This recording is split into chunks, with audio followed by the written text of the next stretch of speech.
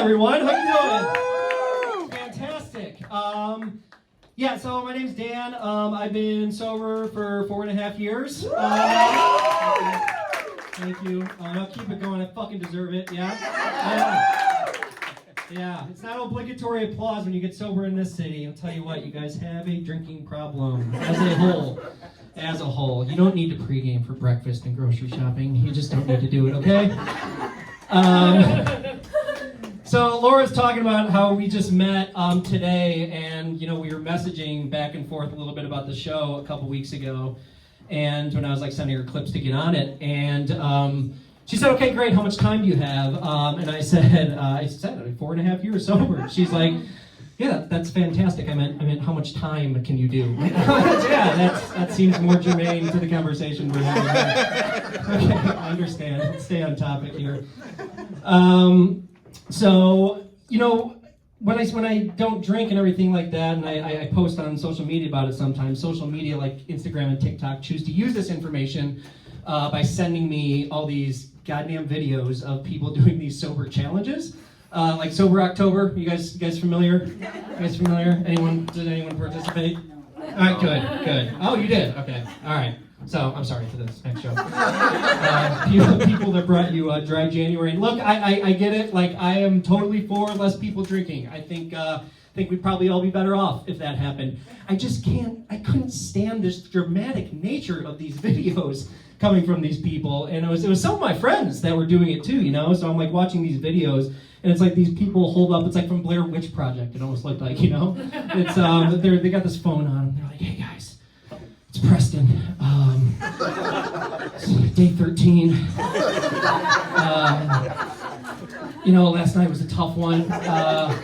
All my buddies saw them. They were pre-gaming over at Gooch's. Then they went out and started crushing bottles at Tao's, and I was getting snaps the whole night. And it was just really, really tough, but I made it. I'm staying strong." I'm like, "Jesus, dude. Okay, Preston, take it easy, dude. You've been sober for fucking 1 pay period, okay?" My God, you don't need to be so goddamn dramatic about it. So you guys were clapping. You guys are clapping for the 4.5 years sober, and Laura too, much, much longer, because it's difficult. It's a difficult thing getting sober. And sure, there were there were meetings and rehabs and detoxes and medications and countless. I had sober living for 6 months after that. Hundreds of hours of therapy, but Preston had to go 3 weekends without the boys, so save some applause for the real heroes out there.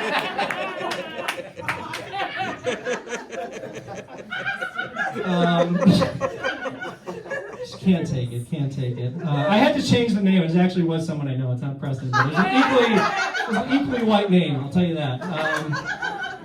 So, I mentioned going to meetings. I did that. I did the whole AA thing for the first year because it was strongly urged to me when I was going through rehab to do that. But I kind of stopped going. It wasn't for me. There was too many religious undertones, and I've been believing God since, I don't know, it's probably around the same time as Santa Claus for the rest of you.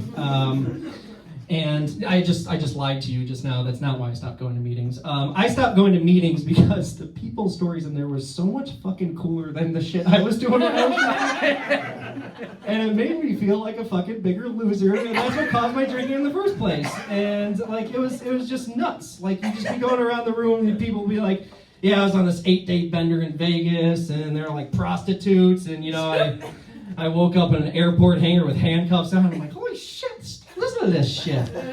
Came my turn, they're like, "Dan, what's your low point?" I'm like, "Fuck, I don't know."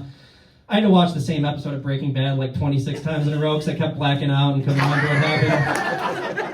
So, that's how adventurous I was with my drinking. Yeah, so I actually did have one thing, there's a bunch of people that asked, when do you think it started? When do you think the problem started? And I don't know how to answer that, but I will say this. When I was 5 years old, I stole a bottle of Dimetapp, remember the purple cough medicine? I was 5 years old, and I was chugging it on my front porch. It's a true story. You could text my parents, they found it, it child-proofed my ass. I opened that shit. And I don't need to take credit for it as a white person, but I guess I invented purple drink, It's a pretty cool thing. So That should have been my first clue. So yeah, it's just not just alcohol. I did drugs. I was addicted to everything. I'm an addict. I will literally overdo anything that makes me feel good. I don't know, coffee, exercise. Like when I came home to my sober living the second week and I decided to go back in the gym. It's my second day back in the gym. And I came home with like half the fucking Whole Foods produce section in my arms, and I'd signed up for a half marathon and a marathon. And like, just chill out a little bit, okay? All right, take it easy. Like, I don't know how to do anything in moderation, so. And it's okay because I've got the hang of it now, and I actually live by myself and I'm single, which was scary at first with having to go out on your own and worrying that the alcohol's still out there and everything. But like, I've got the life-threatening shit under control. It's just like the little shit that you have to worry about, like eating 3 pints of ice cream a night.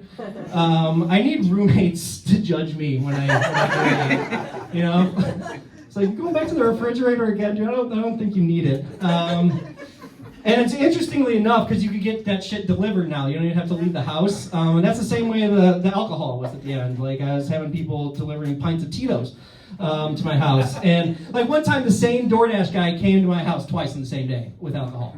And like, I remember the look on his face, and like I had to pretend like I was having a huge party, and he's like, dude, I don't know what's going on in here. I'm like, yeah, just give me the bag, dude. But now it's changed from pints of Tito's to multiple pints of Ben & Jerry's and Jenny's. So, same look from the DoorDash driver, though. He's like, do you really need 3 pints, man? I don't know what's going on here. I'm like, just give me the fucking bag. I'll see you tomorrow.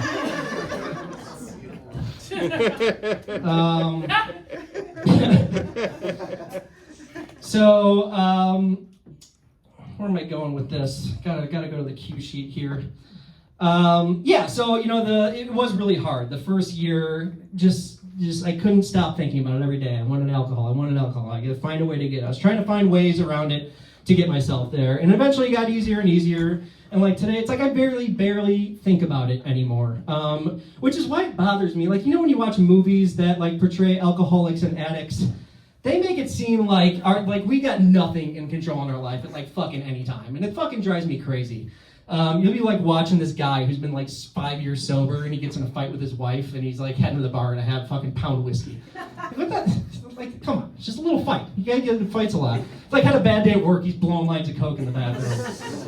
I just don't get it, because once you do get past that first year, I feel like we really do have our shit together. Like we really work hard on ourselves, Like I'll give you one example. Like I was watching this one, and this guy had just gotten out of an AA meeting, and he ran into a girl he liked from work, and she asked him to go out for drinks. And he was so embarrassed to say that he was in recovery, he's like, whatever, okay, I'll go with you. And I'm like, this is so fucking unrealistic. That would never, like, I would probably relapse if that happened to me, if I'm being perfectly honest with you. I don't have the best track record, heterosexually speaking.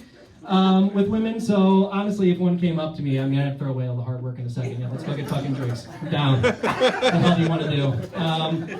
That's happened to me one time in my life where I was approached by a female and she was like hitting on me, and I accidentally ended up paying for sex. So,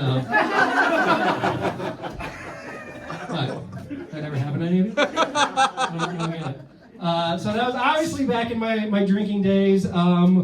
We were out at one of those stupid sparkler bottle service places. It's so uncomfortable. I fucking hate it. But this really attractive woman was hitting on me, and I was like, yeah, I look good tonight. This is fucking great. So we were like hitting it off, and we finally end of the night's rolling around, and she's like, let's grab an Uber back to your place. I'm like, oh, fucking yeah, look at this. This has never happened before. So we get like a half mile, and she's like, oh, I almost forgot. Do you need to stop at the ATM? Like, oh, okay, there it is. All right, yeah, let's fucking do it. Let's go to the ATM. Like, what the hell? I'm already pot committed at this point. I don't know. That's the self-esteem piece coming in. I was so inexperienced. I was really freaked out when she said ATM that she meant ass. I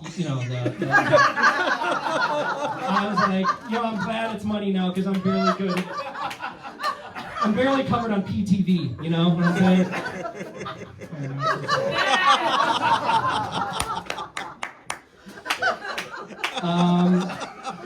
So I got the lie right, I just want to kind of end on that's it for the jokes. I'm sorry. So I just wanted to say, like a little serious thing at the end here. This is actually my first like booked gig as a comedian. I didn't want to do it at the beginning because then you start getting pity applause and things like that. But this is just like it's a super fucking cool moment for me. Like the only goal. And I was like going through TikTok and stuff like this. The video of Steve-O, the Jackass guy came up, and I'm sorry, just bear with me for a second. And he was talking about alcoholism and addiction, and he was mentioning how it's the only disease that when you recover for it, if you truly recover from it, you come back a better person than you were before you started. And it's legitimately true. When I say I'm grateful that happened in my life, it's like I actually am not grateful just to be sober. I'm grateful that I had that big of problems because I would never fucking be doing this. I would never have fucking striven to do this. And I say this for the end because I'm starting to break up a little bit here. But this is why I drink for so long. You numb the emotions. You don't have to worry about fucking crying up on stage or anything. So sorry to bring you down at the end of the night. Let's get some more jokes in here and bring Nora back up here. So